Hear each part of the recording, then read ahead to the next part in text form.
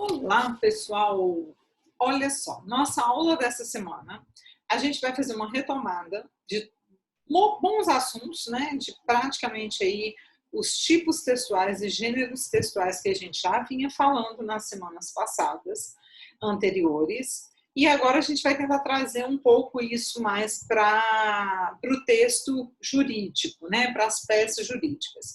Então, hoje, por exemplo, a nossa aula, o material aí que vocês vão receber, né, que vocês vão ter disponível, está aqui comigo, ok? E a gente vai falar sobre a redação das peças processuais. Quais são os tipos e gêneros de textos que predominam ou que imperam nessas peças processuais que vocês vão começar a produzir provavelmente a partir dos próximos períodos e que vocês depois vão levar aí ao longo de toda a vida de vocês, ok? Bom, o material que vocês vão estar usando, a primeira coisa que ele traz é que a gente precisa fazer a distinção entre tipo textual e gênero textual. E por que isso é importante? Porque lá no ensino médio e até agora, o que nós vimos é que a narração, a descrição e a dissertação são tipos de textos importantes para a gente aprender a convencer melhor o nosso interlocutor, que nesse caso vai ser o juiz, vai ser o jurado, né? Com quem nós estamos falando, esse interlocutor aí, essa pessoa que está recebendo o nosso texto, certo?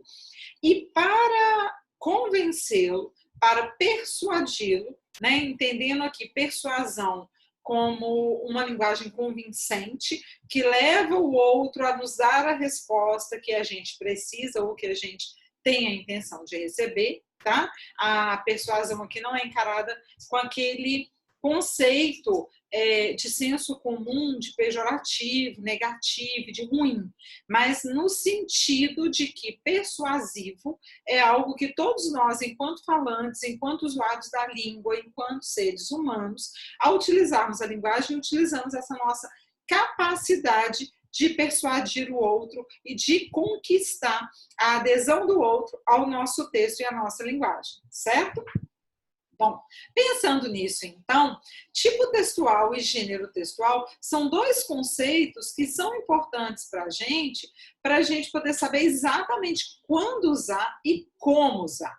Porque quando utilizado de forma correta ou quando utilizado a nosso favor, fica mais fácil ou fica mais clara a nossa comunicação com maior êxito no nosso convencimento, tá?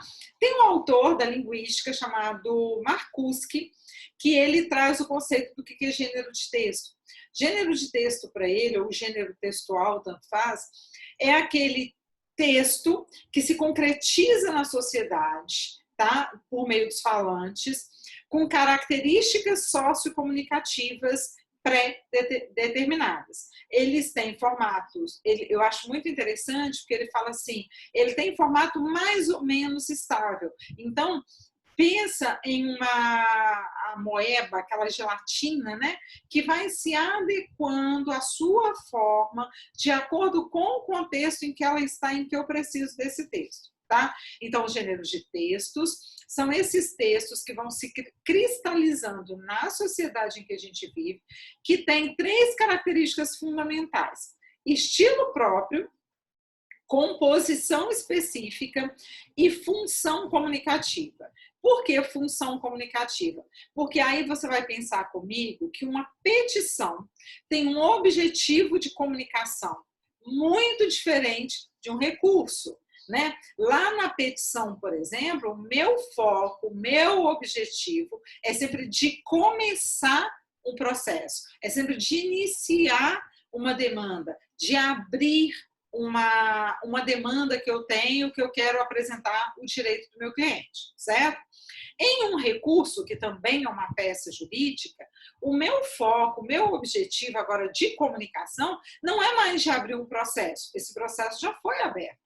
O meu foco agora, o meu objetivo agora é de informar, né, ou de convencer o juiz que aquela decisão tomada por ele não é a melhor, porque eu tenho um embasamento melhor, eu tenho mais provas, ou eu tenho outros elementos que são importantes para que ele veja essa situação de uma forma diferente. Então, são focos diferentes, são gêneros diferentes. Por isso, também eu vou escrever de forma diferente e depois eu vou utilizar a gramática de forma diferente, que é a nossa aula seguinte, como que é a gramática apropriada a cada peça jurídica.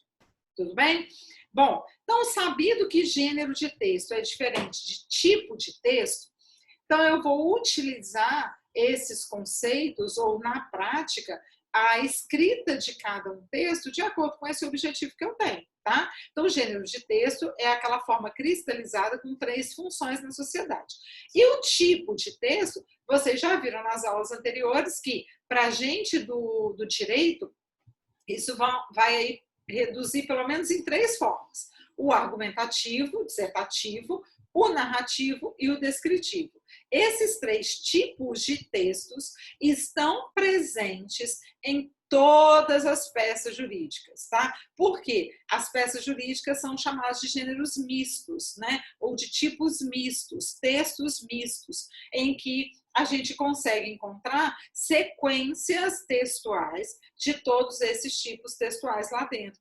Porque quando bem empregada, se a gente utiliza a nosso favor, a gente ganha ponto aí no convencimento, certo? Tudo bem? Então, falado aqui o conceito desses 2 conceitos para o entendimento do nosso texto. Então, quando eu pego uma peça jurídica, vamos que eu pego uma petição.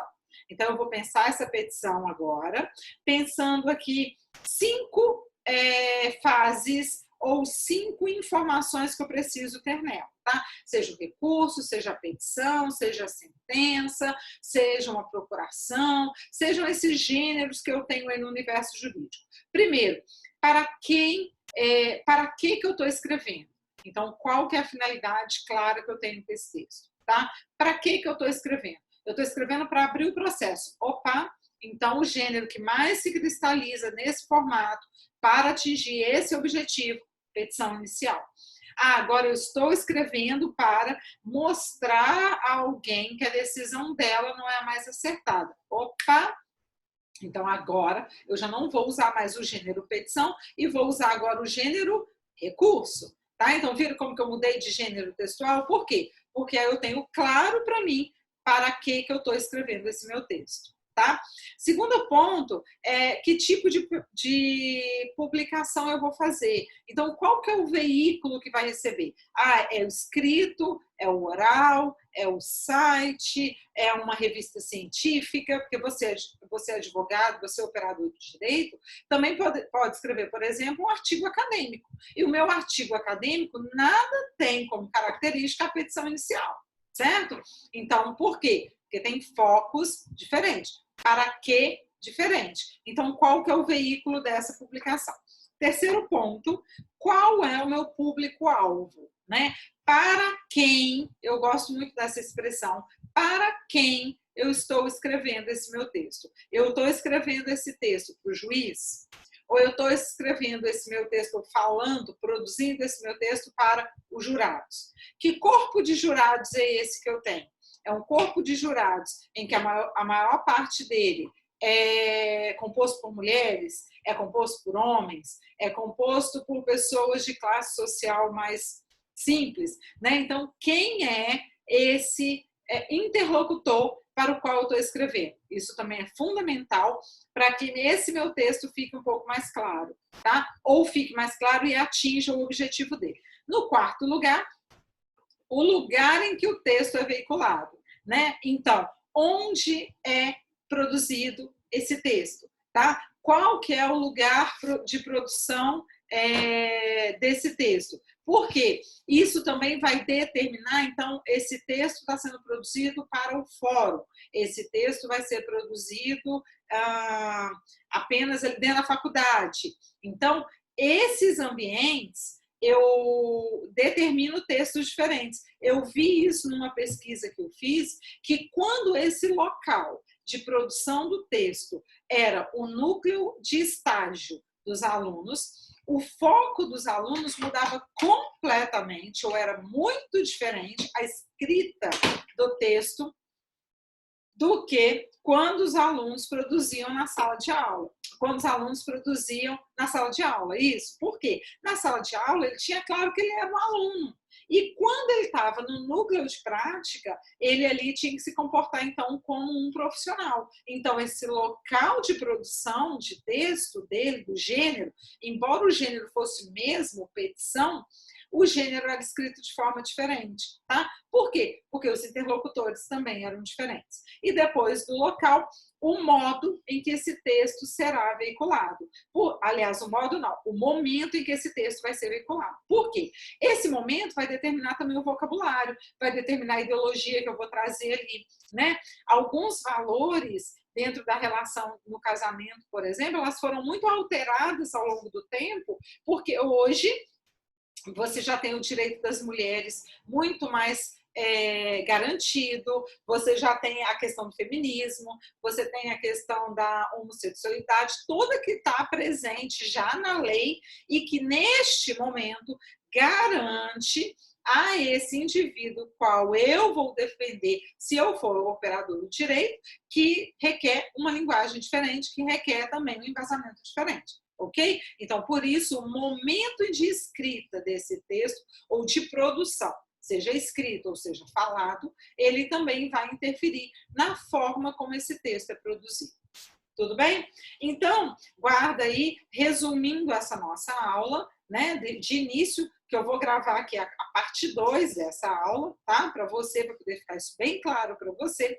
Você precisa ter claro, quando você começar a produzir sua peça processual, qual é a finalidade, para que eu estou escrevendo o texto, o veículo de publicação desse texto, o público-alvo que vai receber esse texto, quem é o público que vai ler ou que vai ouvir esse meu texto, qual que é o lugar de produção desse texto que compõe esse contexto da minha produção textual e qual que é o momento dessa minha produção. Tá? Então, qual que é o tempo que está envolvido aí na minha produção para eu poder fazer de acordo com a seleção dos termos que vão ser colocados. Tudo bem? A gente se vê na próxima aula em que eu vou